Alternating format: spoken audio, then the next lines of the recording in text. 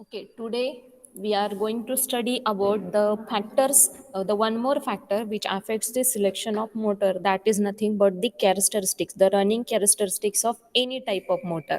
Okay, so very first, while studying the running characteristics of any motor, we must know the different types of motor. So today we are going to study about only DC motor. So this DC motor is basically classified into three types. One is DC shunt motor. Then second is DC series motor, and then it is third one is nothing but compound motor. Okay, compound motor. So for each and every motor, we must know their characteristics, their performance or the running characteristics of motor. So here, uh, for all these motors, we are going to study three different characteristics. Three different characteristics.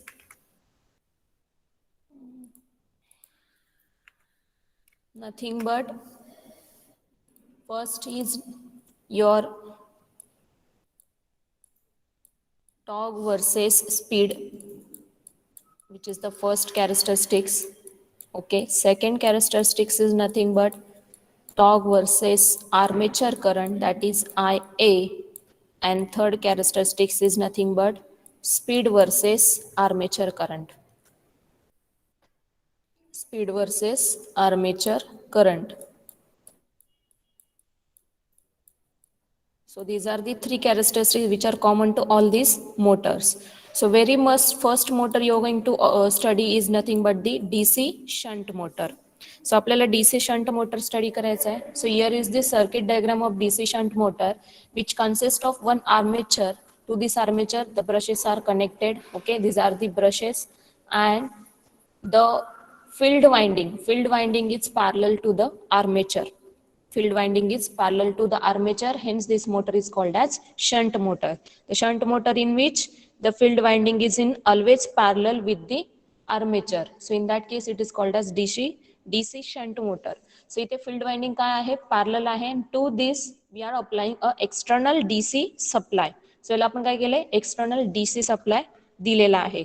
So initially when we are going to study about its characteristics, we must know about the parameters, some parameters like for example, if you assume that the when you apply a supply, then a current will starts to flow. So that current, let it be I. ठीक है, so हा I आहे, this current will divided into two parts. It will move towards the field winding and it will pass through armature. So let the armature current be IA. ठीक आहे, so हा आपण IA assume केला, आणि इथे काय, let the field current be IF. So field current आपण assume केला IF. सो मोटर मधून जो आर्मेचर मधून जो करंट पास होतोय त्याला IA इंडिकेशन दिलं, आणि फील्ड वाइंडिंग मधून जो करंट पास होतोय त्याला आपण इंडिकेशन दिलं IF. So at the same time, due to this winding, a flux is generated across this field winding. That flux is denoted by phi. Okay, so initially we have one equation that torque is equals to phi into Ia. Phi into Ia. ठीक आहे, so हे first equation आहे आपल्याकडे. Torque is equals to phi into Ia. So magnetic flux, as your field winding is very thin. ठीक आहे, so जेव्हा DC shunt मोटरमध्ये जी काही वाइंडिंग असते ती खूप काय असते, थिन असते. Due to thin wire we are increasing its number of turns. So number of turns काय असतात, मॅक्झिमम असतात. Hence the overall current passing through this field current will be very minimum. So IF is very less. So we can say that IF is less than IA. Less than IA. So हा field current काय आहे, खूपच कमी आहे compared to IA. Naturally, on the basis of field current, the phi is dependable. ठीक है, so almost you can say that if we assume that due to the number of turns of field winding, the whatever the current flowing through field winding will be constant. Hence the magnetic flux generated across this field winding will be constant. So phi जर आपण assume केला constant, just because of number of turns are constant, whatever the amount of flux generated across that field will be constant. Hence we can say that torque will be directly proportional to IA. Torque काय राहणार आहे? Directly proportional to IA. Therefore, characteristics कशा येणार आहे त्याच्या? Simply, if we assume the torque on the y-axis and current on the x-axis, so torque is measured in Newton meter, ठीक है? And IA, it is nothing but the ampere. So characteristics will be linear one. So ही काय येणार आहे इथे straight line येणार आहे. So as you know, torque is directly proportional to IA. Hence, as per the change of current, amount of current passing through armature, your torque changes. So torque is proportional. That means as IA increases, amount of torque produced also increases. So this is the first characteristics for the DC shunt motor, which is nothing but we can say it is the torque armature current characteristics. पहिली characteristic काय आहे? Torque versus armature current characteristics. So this one is completed. That is the second point. Next condition.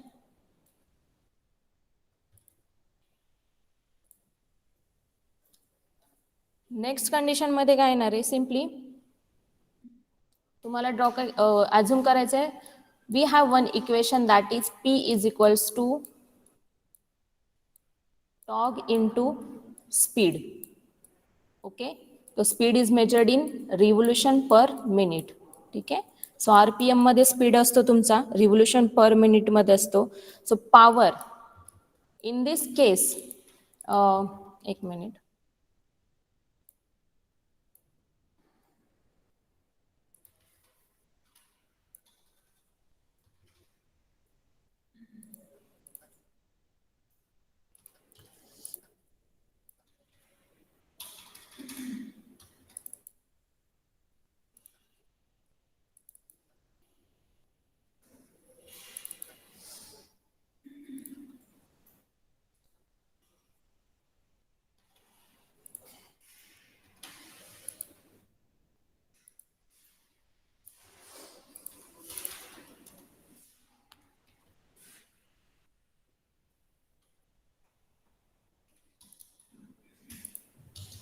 So in this condition, that is the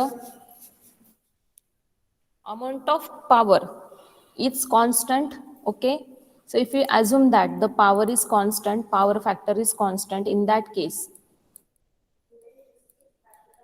as power factor is constant, we can say that both torque and speed will be inversely proportional. ठीक आहे. So हा parameter इकडे घेतला तर हा काय जाणार आहे? डिवाइड बाय एन जाणार आहे. पी कॉन्स्टंट असल्यामुळे काय येणार equation?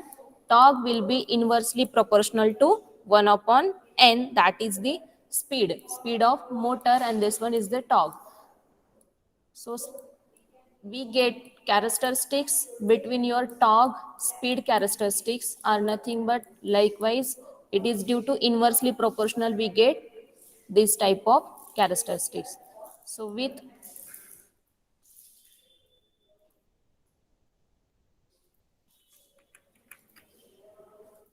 sorry this type of characteristics. Okay, so that means with the change of with high torque the speed is very less. ठीक आहे. हा काय लेस स्पीड आहे, इथे काय आहे? हा हाय टॉर्क जनरेशन झालेला आहे. सो इथे जर चेक करत गेलं जसं जसं स्पीड इन्क्रीज होते तसं तसं तुमचा टॉर्क काय होतोय? रिड्यूस्ड होत जातोय. So this is the condition of top speed characteristics. If you put both this characteristics in combine manner, ठीक आहे. जर कंबाईन केल्या मी ह्या कॅरेक्टरिस्टिक्स इकडे ड्रॉ करते.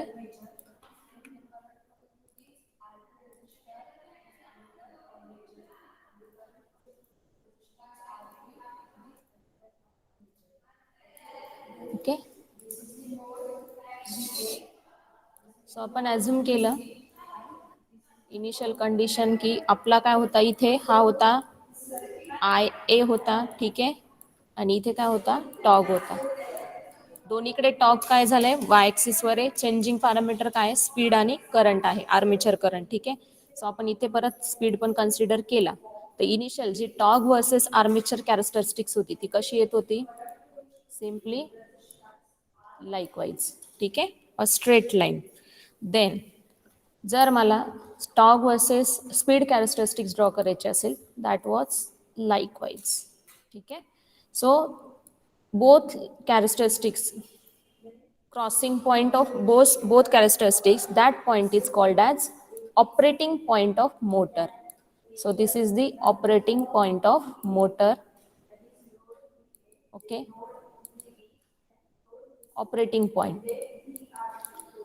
So means what it indicates, this operating point, it indicates what, if you assume that at this point the amount of power generated is maximum, amount of power is maximum, then we can say that whatever the torque obtained this at this point, that will be your rated torque, that will be your rated torque. Okay, and at the same time whatever the speed is called as rated speed. ठीक आहे, हा काय असणार आहे rated speed असेल आणि current जो असेल त्याला काय म्हणू आपण रेटेड करंट असेल.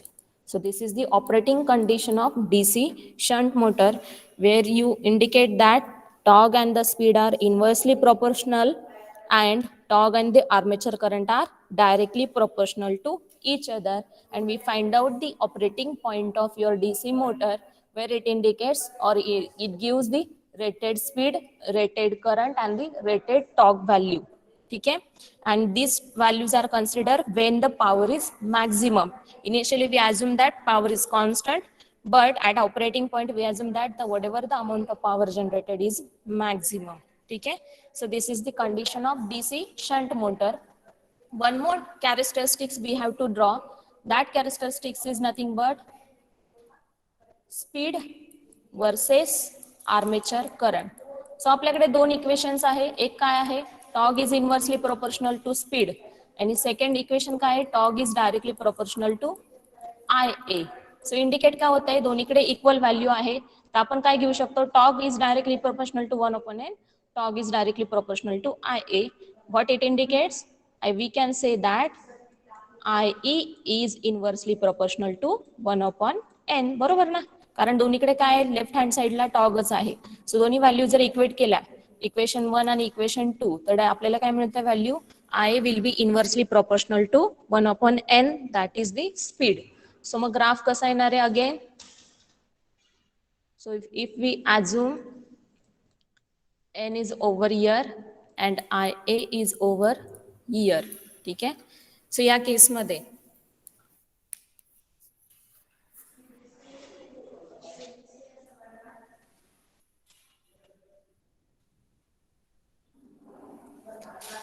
तुमचा speed with respect to armature current speed will goes on decreasing manner, ठीक आहे.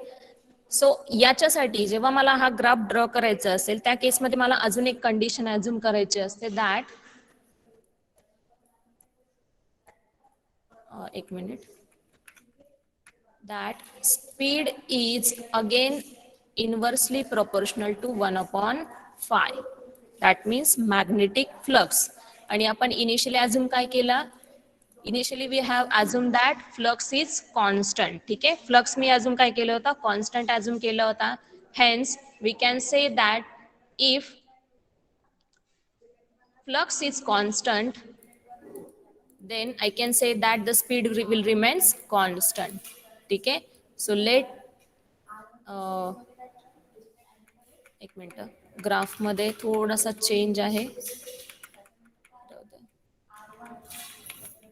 ओके, सो इथे एन राहील आणि इकडे काय राहणार आहे आय ए राहणार आहे, ठीक आहे. एक्स ऍक्सिस वर I A that is armature current आणि वाय ऍक्सिस वर एन राहणार आहे. Again N is inversely proportional to phi as phi is constant. Okay, as phi is constant hence the speed will constant. तो हा आपण consider केला constant speed, ठीक आहे. सो कॉन्स्टंट स्पीड असेल सो त्या केसमध्ये काय येणार आहे तुमचा, जर स्पीड कॉन्स्टंट असेल तर अमाऊंट ऑफ टॉर्क काय असणार आहे, that will be also remains constant. But as you increase the speed, speed increase केलं तर आर्मेचर करंट काय होणार आहे, डिक्रीज होणार आहे. If you increase the armature current as to generate the high torque, as armature current is directly proportional to torque, it will reduces the speed. ठीक आहे, हा काय करणार आहे, स्पीड काय होणार आहे, रिड्यूस होणार आहे. So this is the condition where for a certain value of change of current we get the decreasing value of speed. ठीक आहे, so this is the speed versus armature current characteristics. so याच्यामध्ये कोणाला काही doubt समजतंय? So ही DC shunt मोटरची characteristics झाली. So याच्यात कोणाला काही डाऊट असेल तर विचारू शकता.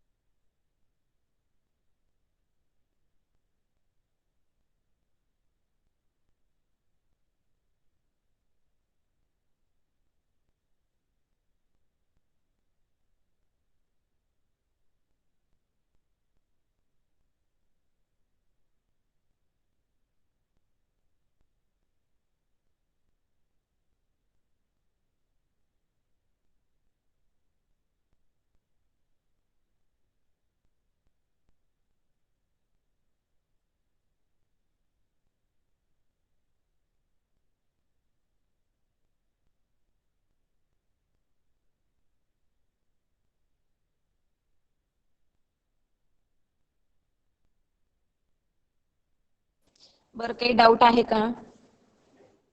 Yes sir no. परत रिपीट करायचं असेल तर रिपीट पण सांगा, टॉपिक फार इम्पॉर्टंट आहे.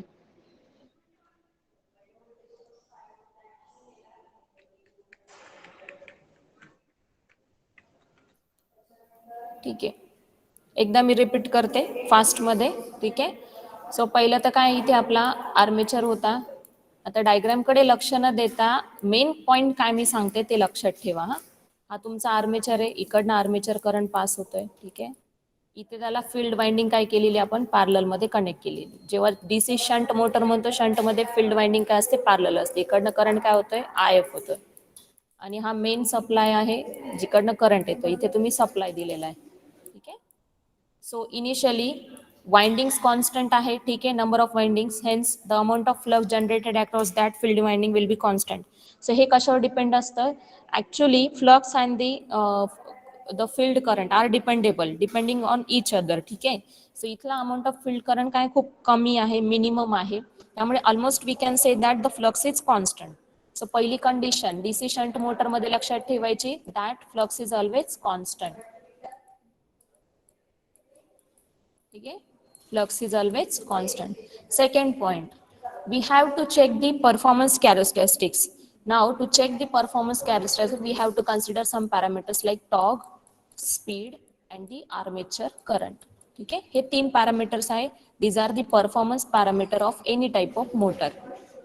सो टॉर्क स्पीड, मग हे एकमेकांशी कोरिलेटेड आपल्याला बघायचे, रिलेशन्स बघायचे. टॉर्कचं आर्मेचर करंट सोबतचं रिलेशन, टॉर्कचं स्पीड सोबतचं रिलेशन आणि स्पीडचं आर्मेचर करंट सोबतचं रिलेशन. ठीक आहे, हे आपल्याला बघायचं आहे. सो हे बघताना आपल्याला काय करायचं आहे, we have to consider some equations. So equation मध्ये पहिलं जे इक्वेशन येतं ते इक्वेशन काय होतं की that torque is equals to phi into I A. Phi into I A, this was my first equation. ठीक आहे, सो हा काय झालेला आहे, फाय इज कॉन्स्टंट. आपण ऑलरेडी अज्युम केलं that phi is constant. Hence we can say that torque will be directly proportional to I A. हा constant असल्यामुळे हा काय होणार आहे, कशाशी चेंज होणार आहे, torque will be directly proportional to I A. मग याची कॅरेक्टरिस्टिक्स कशी येते, सिम्पली स्ट्रेट लाईन येणार. जर वाय ॲक्सिसवर आपण टॉर्क घेतला एक्स ॲक्सिसवर आय ए घेतला, आर्मेचर करंट घेतला, तर हा काय मिळणार आहे, एकदम स्ट्रेट लाईन मिळणार आहे. ठीक आहे, सो ही स्ट्रेट लाईन मिळणार आहे तुम्हाला. त्यानंतर पुढचा जो आहे, पुढचा पॅरामीटर काय आहे की as P is equals to torque into speed. Okay, let assume that speed is in rpm, so that is n. So in that case, if the amount of power generated in DC shunt motor is constant, as power is constant, then we can say that power constant आहे. समजा मग मी काय केलं, P divide by इकडचा जो N होता multiply by तो इकडे घेतला आणि इथे ठेवलं टॉग. सो काय येतं मग, torque is inversely proportional to 1/n because here P is constant. So 1/n आहे म्हणून ग्राफ कसा मिळणार आहे, it is exponential in nature. So परत इथे टॉग घेतला, इथे एन घेतला. So guys, it is exponential in nature. That means it is in decreasing manner. So at high torque, low speed, at low torque, high speed. ठीक आहे. So ही condition काय असते, जेव्हा तुम्ही बाईक चालवता, बाईकमध्ये इनिशियली नंबर ऑफ गेअर्स असतात. ठीक आहे. सो फर्स्ट गिअर जेव्हा तुम्ही टाकता त्यावेळेस काय असतो, स्पीड फार कमी असतो आणि टॉर्क काय असतो, हाय असतो. ठीक आहे. जसं जसं तुम्ही गिअर चेंज करत जाता तसं तसं स्पीड काय होतो, वाढत जातो आणि टॉर्क काय होतो, कमी होत जातो. Torque is nothing but amount of force which opposes something और अपोजेस दी रोटेशन. ठीक आहे. सो रोटेशन म्हणजेच काय, इथे स्पीड आहे, तो काय करतोय, अपोज करतोय. सो इनिशियली जेव्हा तुम्ही बाईक स्टार्ट करते किंवा ट्रिगर करते त्यावेळेस पण काय असतो, टॉर्क काय असतो, मॅक्झिमम असतो, पण गाडीचा स्पीड काय असतो, कमी असतो. पण एकदा प्रॉपर टॉर्क डेव्हलप झाला की स्पीड काय होतो, तो ऍक्सेलरेट होतो किंवा हाय स्पीडने जाते. मग पुढचे जसे जसे तुम्ही गिअर इन्क्रीज करत जाता त्यावेळेस काय होतं, तुमचा जो काही ओव्हरऑल टॉग आहे तो काय होतो, रिड्यूस्ड होतो आणि स्पीड काय होत जातो, इन्क्रीज होतो. हे एक्झाम्पल आहे, best example to understand the torque and speed characteristics. ठीक आहे. सो ते मी मागे पण सांगितलंच होतं प्रिव्हियस लेक्चरला. जर मी हे दोन्ही कॅरेक्टरिस्टिक कंबाईन केले, because I am having both in condition, both condition we consider the tog as a output or changing parameter. So मग हा जर कंबाईन केला तर हा जो ग्राफ आहे हा मी इकडे ड्रॉ करू शकते. ठीक आहे. By assuming speed on X axis. ठीक आहे. इथे आपण स्पीड ॲझ्युम केला, सो इथे एन केलाय, इथे एन ठेवलाय. सो हा जो क्रॉसिंग पॉईंट आहे याला म्हणतो आपण काय, ऑपरेटिंग पॉईंट.